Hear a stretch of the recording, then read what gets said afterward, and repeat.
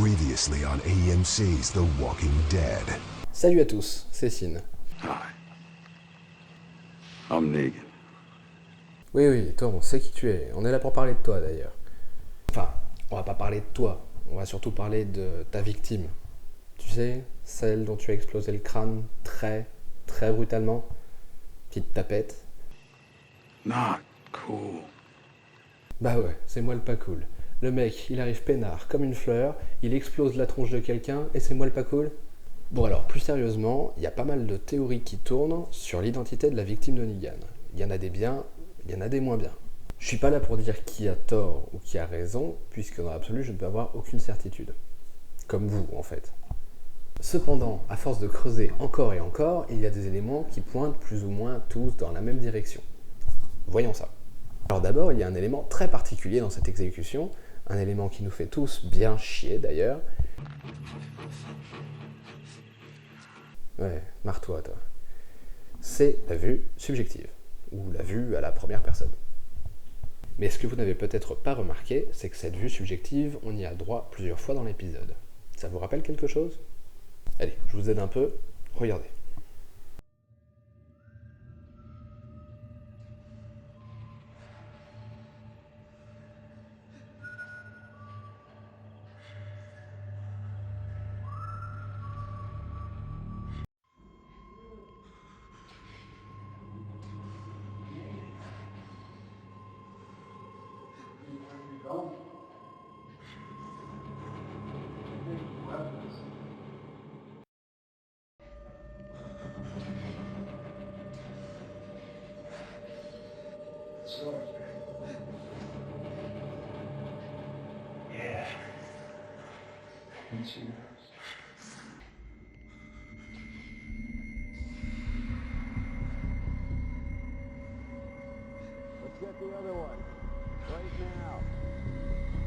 Comme vous pouvez le remarquer, ça se passe à chaque fois dans la camionnette dans laquelle sont enfermés Glenn, Michonne, Daryl et Rosita.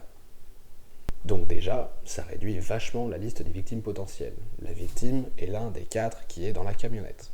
Ensuite, lorsque Dwight ouvre les portes de la camionnette, qu'est-ce qu'on voit? Regardez. Comment? Vous avez vu? Non? Arrêt sur image. Vous avez vu la tignasse?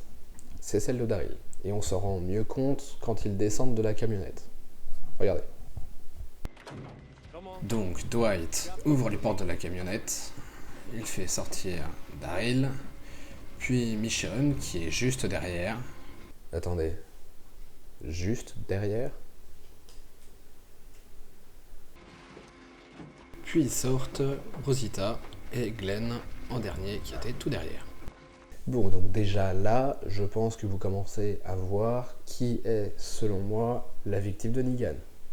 Et si on regarde bien l'image dans la camionnette, on voit bien que les cheveux de Daryl sont vraiment juste devant les yeux de la personne qui regarde. Hein, c'est juste devant. Je sais pas si vous avez remarqué, mais à un moment donné, on voit l'ombre de Negan qui passe devant Rick. Regardez. Et vu le sens du déplacement de l'ombre, on voudrait nous faire croire que Negan part sur la gauche de Rick. Mais comme depuis le début, ils font tout pour nous embrouiller. Donc à ce stade, on ne peut toujours pas réduire la liste des victimes potentielles. Passons donc à l'élément suivant, la scène où Negan a finalement choisi sa victime et qu'il s'apprête à l'abattre et qu'il nous fait son petit speech. Regardez. You can breathe. You can blink. You can cry. Je vous la repasse au ralenti. Donc il regarde à gauche, à droite, encore à gauche. Donc fatalement, il n'est pas face à Glenn qui est tout au bout de la ligne. Reste donc Rosita et Michonne. Et je pense qu'on sera tous d'accord pour dire que Rosita, on s'en bat le coquillard. Encore une fois, il reste Michonne. Il y a quelques jours, j'ai vu sur YouTube la vidéo d'un autre youtubeur qui faisait sa théorie sur l'identité de la victime et qui expliquait que ça ne pouvait pas être Michonne parce que Michonne commence une histoire avec Rick et que vu comme Rick avait tourné après la mort de Laurie, ce serait trop le bordel, etc. etc. Cependant, petit 1, Michonne n'est pas sa femme. Petit 2, ils n'ont pas d'enfants ensemble. Petit 3, ils sont en couple depuis 10 minutes. Sérieusement, vous trouvez pas ça un petit peu bizarre que 3 ou 4 épisodes avant la fin, ils nous les mettent en couple, les deux là, alors qu'ils ont rien à foutre ensemble? Sérieusement.